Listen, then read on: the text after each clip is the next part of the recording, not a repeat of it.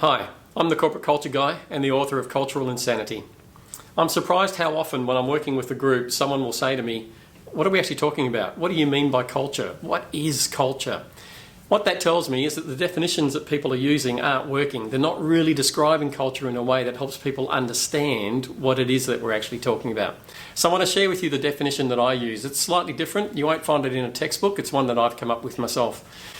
First though, we need to actually understand culture and how it's created. Think about a situation you've walked into. How did you know how to behave? We role model or adopt the behaviours of the people around us. We unconsciously watch them and modify our behaviour to fit in with their behaviour. We modify our thinking to fit in with their thinking. It's a skill that we developed as children. So if you look at kids, they're great at role modelling and copying the behaviour of adults. And it's something that we still do as adults now. We do it instinctively, unconsciously, we're not even aware it's happening, it just happens. That leads me to the definition that I use for culture, which is the attitudes and behaviours that people adopt to fit in with the expectations of the people around them. Now quite often I just shorten that to the attitudes and behaviours that people adopt to fit in.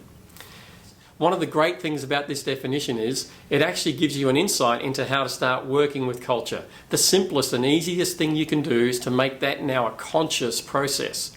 Most of the time it's happening subconsciously or unconsciously. If you make it a conscious process and make people conscious of the attitudes and behaviours that we need to be successful, you can build a great culture. Check out some of my other videos. The ADAPT process particularly talks about the specific conversations to have to build a really powerful and strong culture. Culture should be built on purpose. You then think about what is the culture we need to deliver on that purpose, and then you can have conversations about how to create that culture. So leave me some feedback. Does this definition work for you? What definition are you using? Have you got your own definition? Have you used some of the, the colloquial definitions, like the way we do things around here? Does that work for you? Leave me some feedback, check out some of the other videos, and I'll see you in the next video.